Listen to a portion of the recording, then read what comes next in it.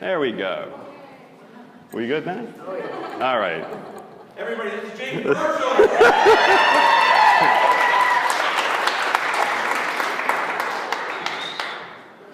So, thank you all for being patient. And what I'm going to do with, over the next little while is I'm going to share my story. I want you to actually, I guess, step back in time a little. We're going to go back to July of 2015.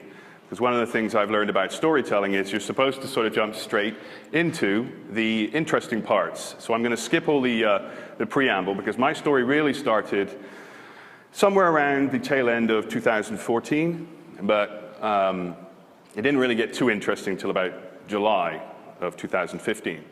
So it's July of 2015, and I would be lying if I was to say that my year had been going according to plan. In fact, it sucked on a monumental scale. And when I say monumental, I mean life-changing monumental scale. I had a long-term relationship crumble. Wasn't seeing that, didn't see that coming. I was about 40-odd pounds overweight, and I had just been for a walk earlier in the year, and my knees had buckled. I'd gone to see the doctor, and I was diagnosed with heart disease. Yay me! On top of that, by this point, I then was sort of really, really flat. I'd lost all the energy. I really wasn't too interested in my work. Pretty much everything was, right?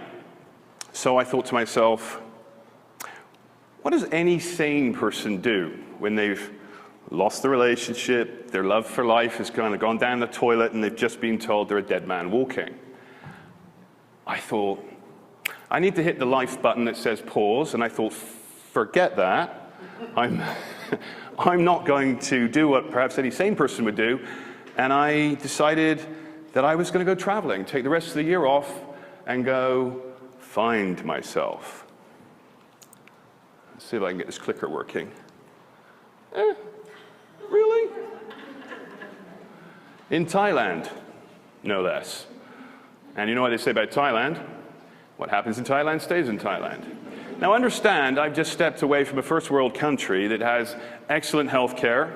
I've just been told that I have heart disease. They don't know what's causing it. They didn't have me on meds at the time. Everything was just completely out the window. And I thought, yeah, this is a sensible move. Go to a third world country where they don't really have particularly good medical care for heart disease, but I assure you they have the most stellar surgical capabilities when it comes to the transgender community. That is a picture of 6 guys. Okay, obviously I'm the tubby one in the blue t-shirt, but the other 4, that's my buddy Mike, who actually lives in Thailand, but the other 4, okay, the dude on the left, scary looking, but you know, some of them are actually fairly attractive, so they say. So anyway, what I wanted to share with you was I ended up going to Thailand to find myself, which is part of my transformational story, if you will. In the mornings, this was my office window view. I would get up and I would go sit down by the beach and stare at the fishermen. In the evenings, I would be sitting in the same bar usually. By this point, I've had quite a few singers. By the way, that was why the title said a lazy entrepreneur's story about son slacking off and Singer. Singer is the local beer over there, and it was very, very wonderful to drink in large quantities. Of course, totally cool thing to do with a heart problem. Actually, pulling back a little bit, that was the view from where I would sit with my laptop, a little 9-inch, or sorry, the 11-inch MacBook Air, and I had an iPhone 6. And I would sit there and, as I said, try and find myself, write my story, doodle, and somewhere along the way I actually started getting some work done. But I thought I'd share all this with you because I want you to understand some of the things you can actually do when you entertain one or two of the things I'm going to share with you shortly. Now, I didn't live within walking distance to the beach.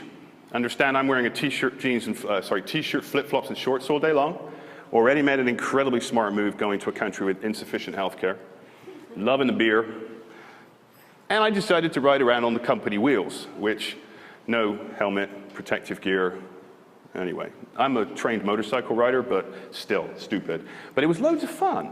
It was very liberating. Makes you feel alive when somebody's gone and shoved death up against your face and said, this is your potential future. I have no idea what I used to eat on a regular basis. This is some dish. By the way, the reason I've got all these photographs is because what I was doing is I was sharing them on Facebook to a select group of people who knew a little bit about my story and what I was going through. And I don't know what was in there. I still don't know what those bowls are, but I do know there were no stray cats in the area, right? So the food was amazing. Actually, what I did end up doing when I was over there was I had a couple of people say, hey, aren't you James Birchall? I'm like, really? I'm in Thailand. Who the hell knows me? Like, I wanted to be invisible. And I said, yes. They said, you're the guy that wrote Meekapology. I went, yes, I did. Which is a book about how to use networking to build lead generation and so on and so forth. And they said, well, we understand you know how to build networking groups. Could you build one here? And I'm like, yay. So I actually thought about it and thought, well, you know what, that's actually kind of fun. So I did. My problem was I didn't bring anything other than my basic laptop and phone. I didn't bring any business cards. In fact, I'll show you what I carried. In fact, I lived out of I have a backpack this big, 35 liters, about that deep. And I lived out of that backpack for 6 months. 2 pairs of underwears. Special underwear, mind you. You wash one and it dries overnight so you can rotate. I had all these really neat traveling things. But this was my business card. No, business card's coming up next. That's actually what I was carrying. I didn't carry the purple towels. That was in the hotel. And in fact, that's actually more than I needed, understanding this is the first time I'd ever decided to become a digital nomad, drop off the map. So I lived, I have a brand leather bag over there. Some of you may have seen me carrying it. It's got my laptop and stuff. In fact, that's pretty much the same configuration it was when I was traveling. The only difference is, my clothes are a little more selective now I can choose from. But back then, that's how I traveled. I had flip-flops and a few other bits and pieces, and I was connecting to the internet from a far-off land. But this was my business card. Now, a little side story about decks of cards, because like I said, I didn't take any cards. I really wasn't planning on doing anything, and honestly, I wasn't planning on coming back. I was done. And I took a pack of cards, because I would sit some days down by the beach on my own, smoking and drinking, rather self-destructive choice, and playing cards, which was the stupidest of the 3 things, playing cards. Why? It's illegal in Thailand. And if they'd seen me doing this, I could have been arrested. And apparently, you do not want to spend any time in a Thai prison. So anyway, I just thought it was ironic that I carry a deck of cards, which to us is essentially a meaningless, item for a bit of playing, and over there could have landed me in the clink. Anyway, enough of my photographs, which you would have seen on social media. Here's how I did it. It was alluded to that I did it using Udemy. What I'd actually done was, I've always been interested in communication. I've always been interested in writing. I do consulting and helping companies communicate. But I also like teaching, and I've been teaching on and off since I was about 18. So I'm coming in now on 30 years at the university level, private level, all the rest of it. And I've always enjoyed teaching people how to use technology, how to communicate. But mostly it's a selfish reason. It's not that I have the attention span of a gnat, because I don't, because I can be very, very patient. But I really don't like repeating myself. So you create these training courses, and you have to do them live, and then you go through the process of selling them all over again, and then you get another bunch of students come in, and they'd ask you the same questions. And after a little while, I'm starting to go, okay, this is annoying. Right? So I thought, well, why don't I record them? Why don't I publish them online? And I began looking around to find platforms, and the platform I found was Udemy. They're still a fairly new company. They've, I think they're into 5 years now. They've got about 20 or 30,000 lecturers. I'd be one of them. And I think they've got something like 10 or 11 million students. And what you're able to do is you're able to record very quickly with an iPhone or other flashier equipment and create training courses, upload it onto their platform, and they'll sell it for you for 50% of whatever it sells for.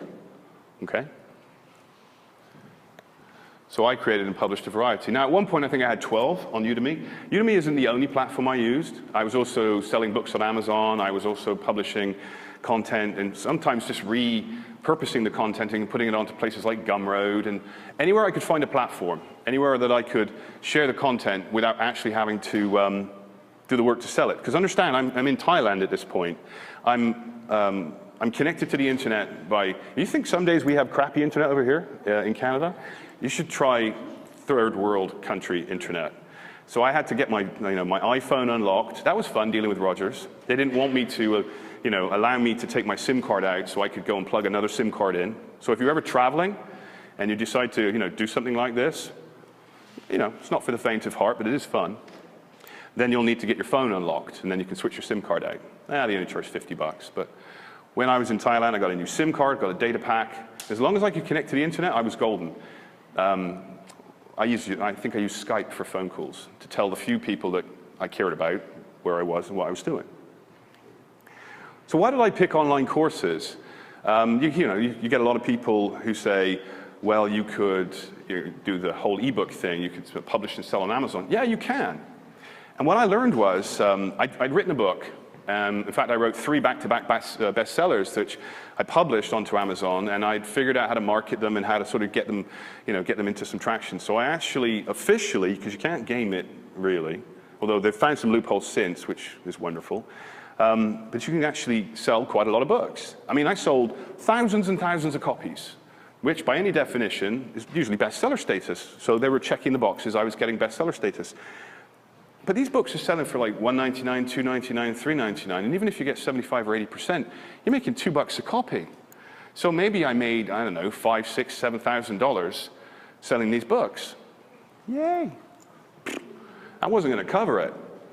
So what I did was I thought, hang on a sec, I can take what I put in a book, because really I wrote it into a book so I wanted to teach it to people, and repurpose it into a course. Well, I took it from a $2 book, and I repurposed it back into at the time it was going for $400 US. And the thing was selling like crazy. And I was getting 50% of that because Udemy was doing all the sales. So here I was, I'm in Thailand. I hardly ever connected to the internet. I'm at the restaurant, I'm eating, drinking, pissing my life away, quite frankly. And I'm getting money, clicking over. And we're talking a significant amount of money.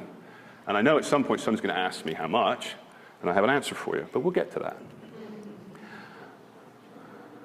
So why online courses? Well, they're much higher perceived value than other information products currently. They really are today. Online education is a burgeoning industry. I think it's 15 or 16 billion or some insane number. I mean, ebooks used to be the big thing, and then it was this, and then it was that. Honestly, if you can create an online course, if you have something worthy to teach people, and you can publish it, and I'll talk more about that later today in the breakout session, you can make a really cool side income, or you can make a lot of money and replace your primary income, or like I did. In other words, you can live on royalties, like I do, hence the tan, because I don't need to go near an office anymore. That's what I did.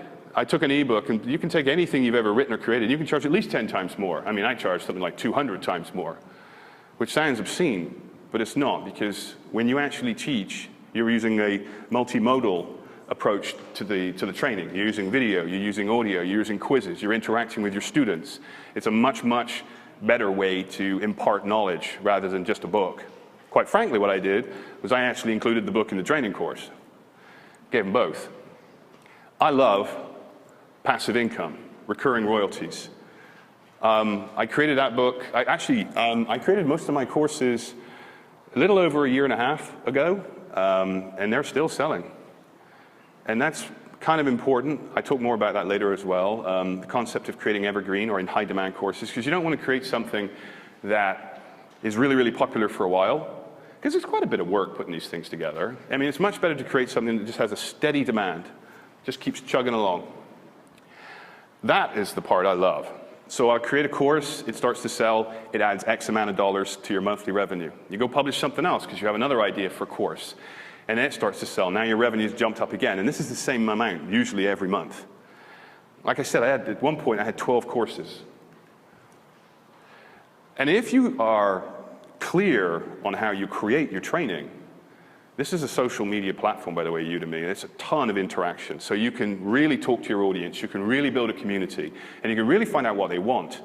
And as long as you keep your ego out of the equation, then you'll actually answer the proper questions. And if you study the questions, you build them into the course, I kid you not, there were times when I was away where I didn't go anywhere near a computer for weeks.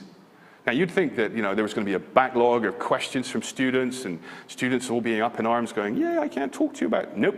I spend, hardly any time answering questions because I don't have any questions, because I've preempted as many of them as possible. I mean, you might not get it right the first time, but no one says it's cast in stone. So the moment you create something, you start getting feedback, you adapt, right? It's not like creating a printed book that you have to publish and then, then you're set. So these are some of my top courses on Udemy right now. This is 5 or 6 of them. And you'll notice I've redacted out the earnings for a reason. You'll see that, I don't know, right now I'm testing pricing. We've got, I think, $20 US. But take a look at these numbers. That's 5,198 students in that one course. Actually, I have over 13,300 students right now, just on Udemy. That's nuts. That's more than universities. I mean, okay, it's different. I think I'm in 147 countries. For those of you who are probably trying to do the math real quick there, going, it's $20 a course, and that's like 13,000 students, how much money has he made? Those prices were in some cases much higher, and I'm currently testing.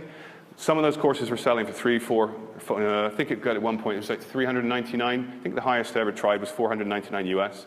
So those prices are all over the place. But I will, if you really want to know how much, I'll tell you in this afternoon's breakout session.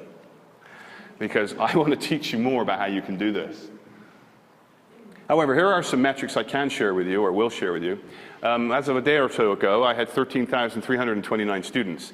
I know it's more than that now. In fact, I know while I'm standing here talking to you, I'm making money. It's awesome. There are 6 private courses. Now, the difference between a private course and a public course is a public course is available for anybody that goes onto a platform like Udemy and looks for something of interest, finds a course, buys it. Private courses aren't generally available, but they're only available to people I tell them about. So I have courses that I sell that are specific. They're not generally mainstream. I'm guessing that you've probably figured out that it's the mainstream stuff that sells quite, the public stuff sells quite well. But the fun thing about private courses is this. If you're a known commodity, you can pretty much charge whatever you want. If you're not a known commodity, which you would be on Udemy in the public forum, you can't charge as much because they don't know you, and you don't really get a chance to build a relationship until they bought into your course. This is why they keep the price point so low. I've got 5 public courses available to the market, and I do not spend that much, actually, but I had to put a number in that was marginally believable. I spend less than 5 minutes a day interacting with students. Actually, the main reason I log in is to see how much money I've made. That's all. Oh, look, more money. Okay, log out. Occasionally, there'll be a little red dot in the corner, and it'll be 1 or 2 questions. And most of the time, it'll be, read the bloody lecture, right? Because I've covered it already. If you were on Udemy, and you were looking for one of the courses that is currently very popular, big clue, Evernote. Hugely popular platform. I'm about time management, communication, helping people make money and sort of find their freedom. And one of the ways, obviously, I encourage is people publishing their own courses. But Evernote helps you get things done and maximize your productivity. Well, I created a course about this over a year or so ago. It's my 2nd best-selling course. This is what it looks like when Udemy puts it all together. I don't build that. I just type the text in, upload the videos, throw the things into the cut and paste, and hit publish. They approve it or not, and then it shows up looking like this. We will be changing the pictures because A, I was tubbier when they were taken, and B, I'm not listening to my photographer next time. This is not a good look. I don't know. Actually, speaking of weight, you might have noticed I'm not 40 pounds overweight anymore. I'm now about 205. Yes, juicing. I started juicing. And although beer doesn't qualify, it's still liquid. I I actually found that you could still drink alcohol while you were juicing. It doesn't seem to affect it. And I actually did go and see my cardiologist recently. I've just had another test, and my cardiologist has a dark sense of humor. And he knows me quite well now. So my cardiologist, we had the blood work done. I'm standing there last week, where actually I was on the bed. They've got these like 12 little things. I look like a bloody octopus. They got stuff all over you. And he comes in and he says, and he's looking at the chart and he's like, well, I got some bad news and I got some good news. I'm like, oh Christ, here we go. Bad news is you're going to die. I'm like, yeah? Because I know what he's like. Because good news is, not anytime soon. So apparently I'm responding very well to the meds.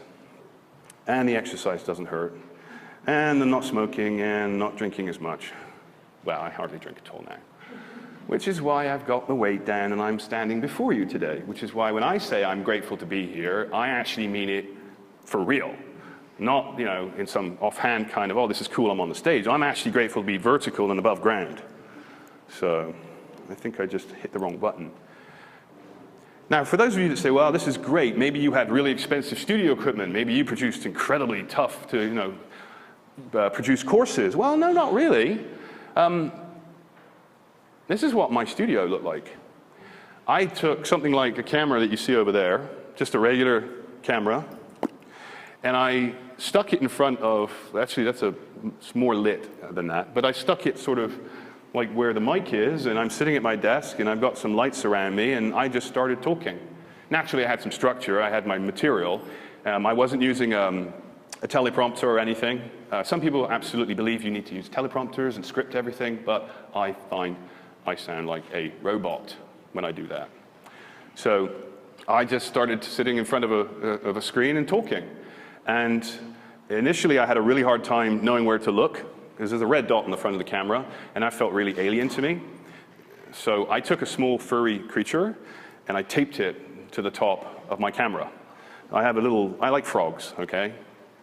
I have a small furry frog, which I taped to the top of my camera. If you could see what I was looking at, I'm actually talking to a furry creature.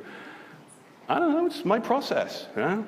Anyway, if you're not terribly comfortable about doing talking heads or being in front of a camera or crowd or whatever, and it does take a little bit of getting used to, but after a while, you kind of just, you ease into it.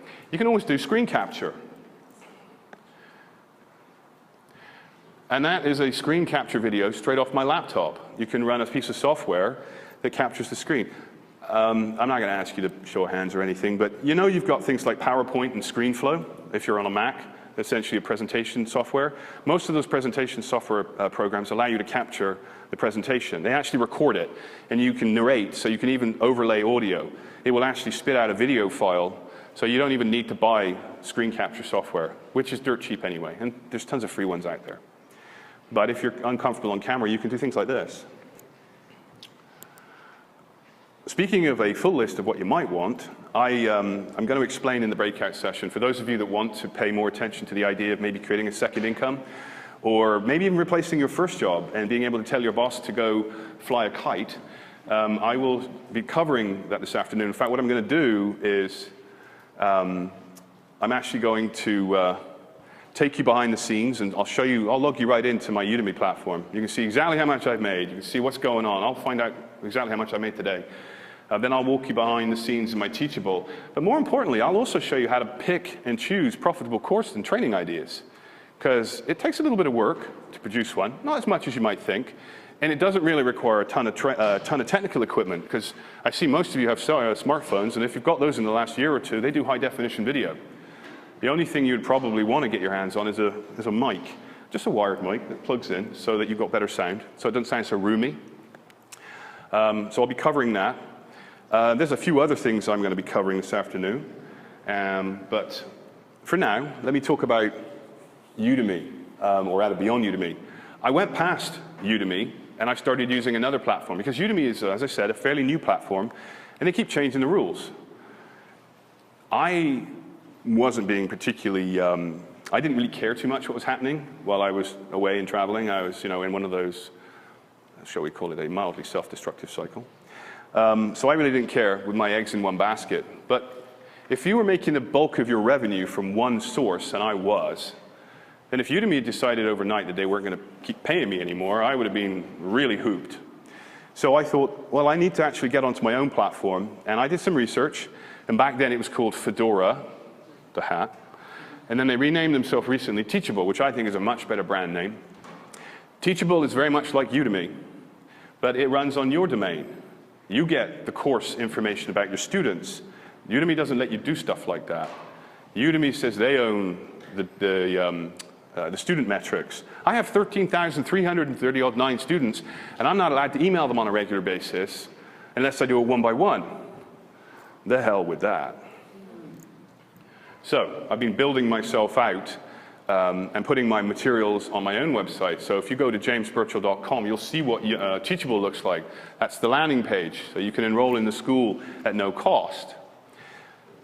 They have a cool way of presenting the information. These are some of the featured courses that are sitting there right now. I'm not plugging anything. I just really want you to see how clean it is. You can mess around with colors. And again, this is an environment where you go in and you just fill in the boxes and upload the stuff, and hey presto, you've now got a fully functioning online system that will sell your training and, you know, put money in your bank if these things sell. A couple of reasons, or a couple of things in the difference, because a lot of people ask me this, what's the main difference between the two? Or Udemy versus anything, actually. It's a highly controlled environment. You don't know the student data or own it. One of the most important assets you have when you're starting your own business or running your own business, or pretty much anything, is you need an audience. And if you can't communicate with your audience, and the way to do that usually is with your email list, you're kind of screwed. Udemy does have one major thing going for it, which is why I was able to do what I was able to do and why I'm standing before you today, in part, is they have a market platform. So you can create something that the market's looking for, publish something that meets their quality control guidelines, it will sell. There's millions of people out there looking to buy these programs.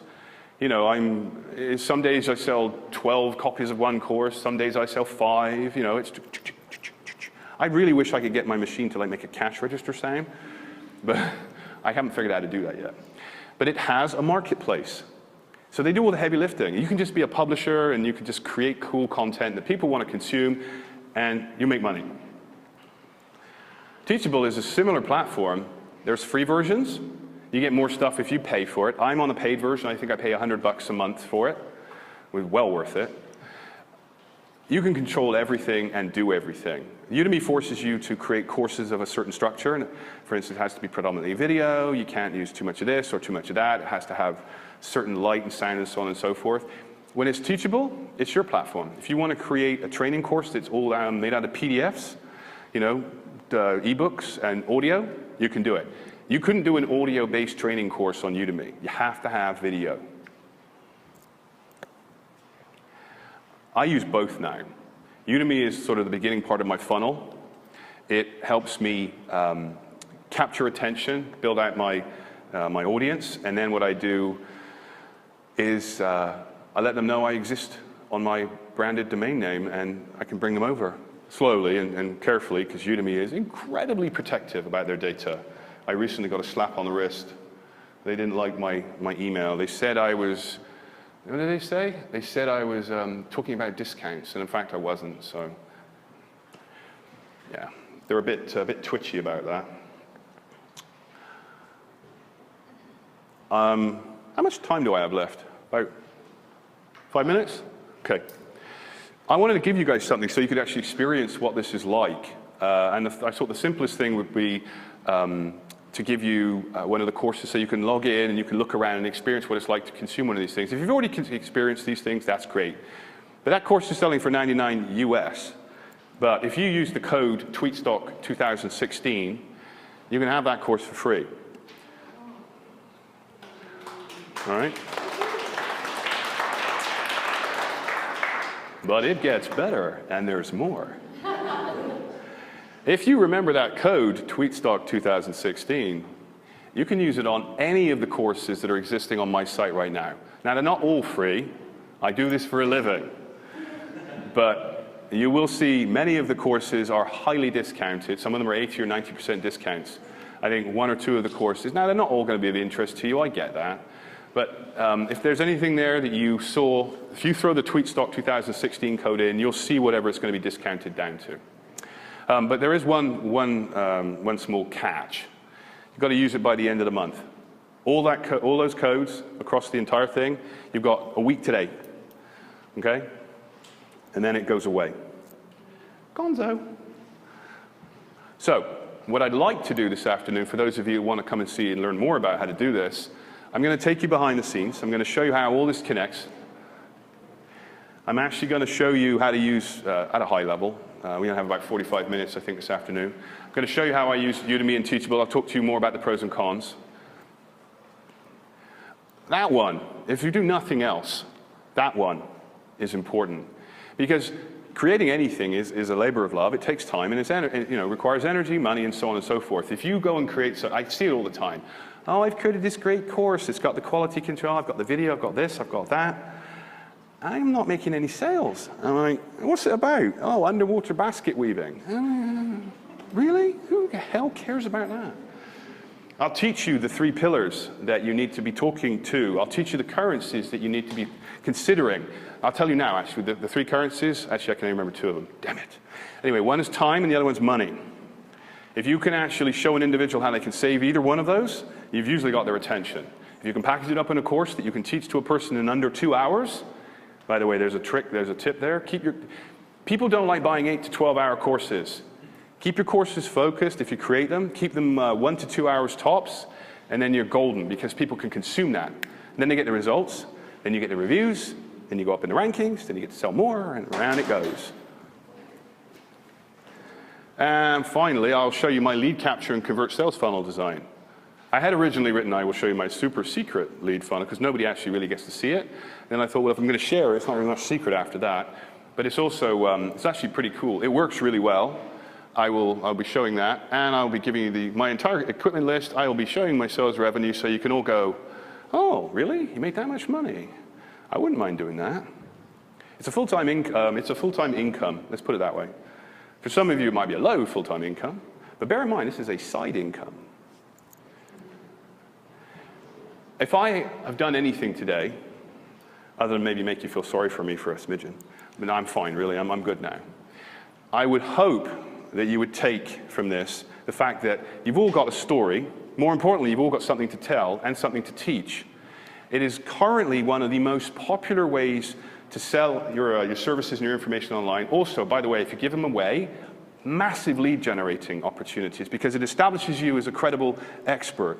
If you show people how to solve a problem in advance of asking them for more, you're immediately locking them in to a community, you're demonstrating your worth and your value, and quite frankly, you're kicking off reciprocity because you gave them something for nothing, and it's a great way to move yourself through. You can always create something quickly and easily.